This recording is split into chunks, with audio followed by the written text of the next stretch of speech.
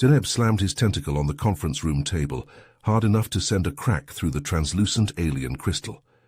If the humans don't succeed in their mission, the Zorgons will annihilate our entire species.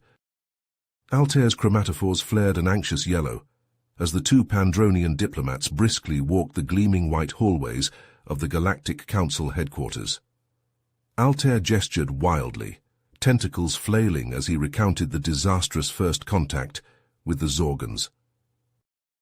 Those brutes demanded we surrender our shield technology, or face extinction. We have mere rotations before their warships arrive.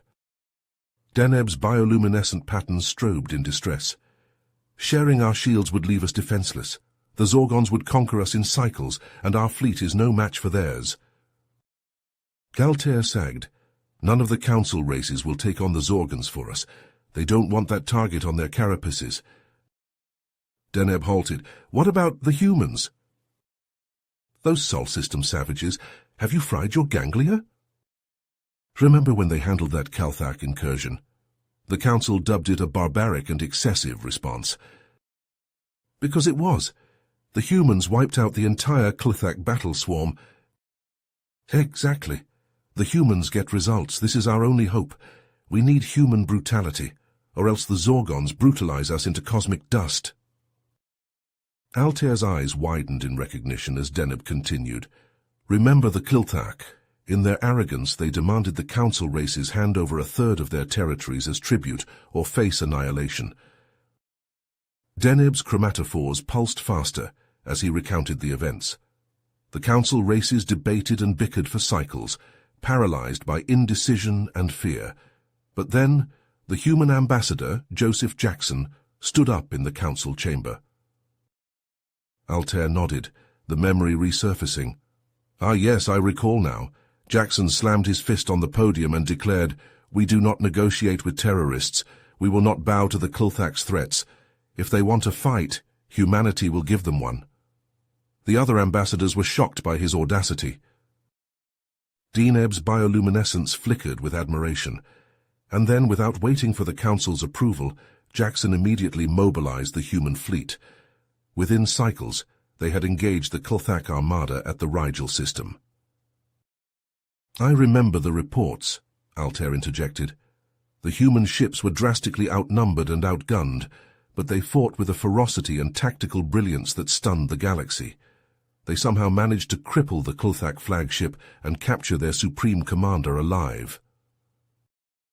Deneb nodded vigorously, his chromatophores pulsing with excitement.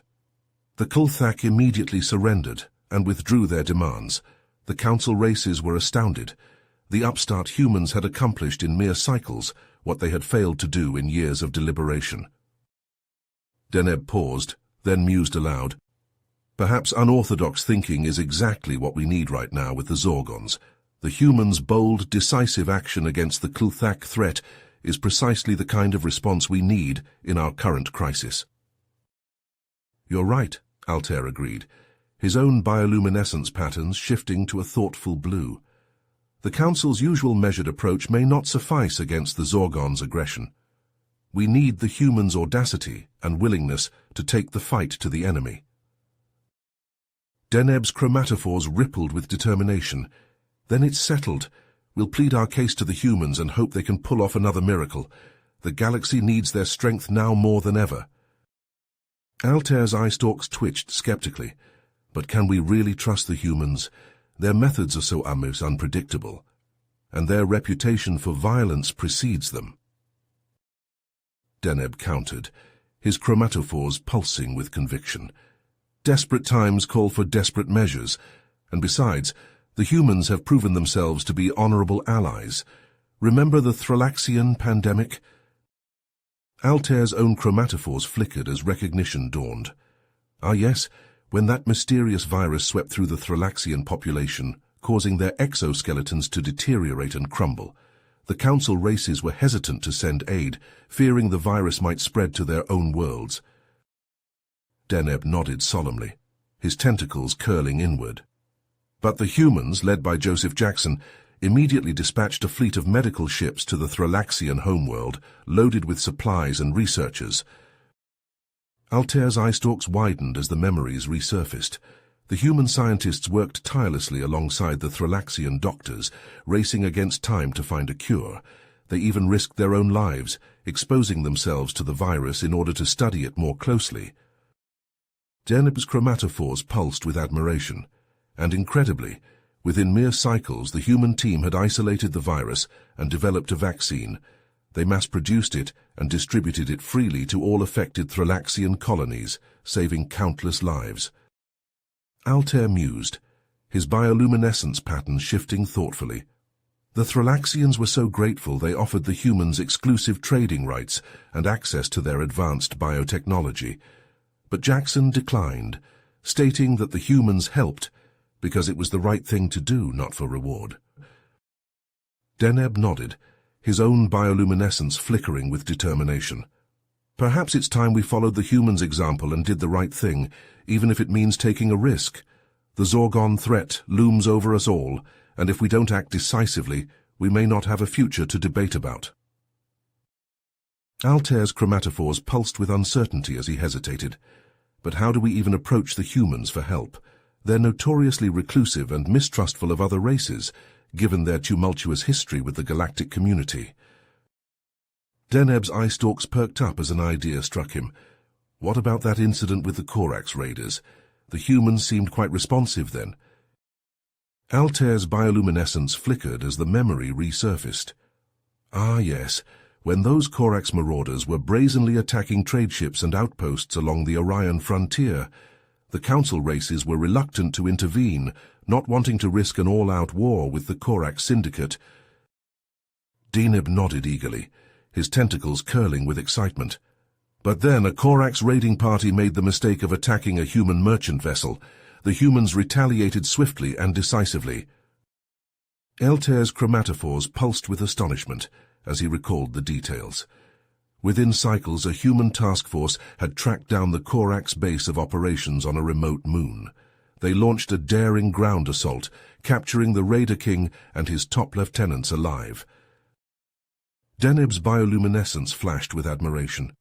The humans then broadcast a message across all frequencies, warning that any further acts of piracy against their ships would be met with overwhelming force.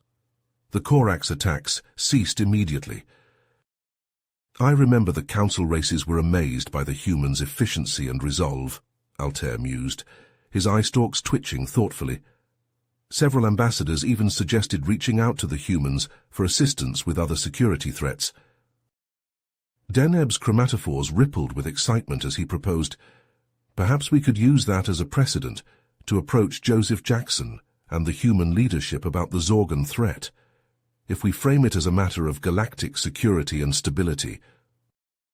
Altair's bioluminescence pulsed with growing hope. You're right. The humans have proven time and again that they are willing to take decisive action to protect the innocent and maintain order in the galaxy. Their intervention with the Corax raiders is a perfect example. Deneb nodded vigorously, his eye stalks bobbing. And let's not forget how they handled the Thrallaxian pandemic. The humans didn't hesitate to provide aid and share their medical expertise, even at great risk to themselves. Indeed, Altair agreed, his chromatophores flickering with admiration. The humans seem to have a strong sense of moral obligation, a drive to do what's right, regardless of the consequences. It's a trait that's rare among the Council races. Deneb's tentacles curled pensively. Perhaps that's why the humans are often misunderstood and feared by the galactic community. Their willingness to act boldly and decisively can be seen as unpredictable, even dangerous. But in times like these, with the Zorgon threat looming, that kind of boldness may be exactly what we need, Altair mused, his bioluminescence pulsing with determination. The humans have the strength and resolve to stand up to the Zorgons, to fight for the freedom and survival of us all. Deneb's eye stalks twitched with anticipation. Then let us waste no more time. We must seek an audience with Joseph Jackson and the human leadership immediately. The fate of our species, and perhaps the entire galaxy, may depend on it. Altair's chromatophores flickered with determination as he nodded. It settled then. We'll reach out to Joseph Jackson and the humans for help against the Zorgons. It's our best hope. The scene shifted to cycles later, with Deneb and Altair anxiously waiting in the Galactic Council chamber. Their tentacles twitched and their bioluminescence pulsed erratically as they paced the polished floor. Suddenly the massive doors burst open, and Ambassador Jackson strode in, flanked by a contingent of human soldiers in full battle gear.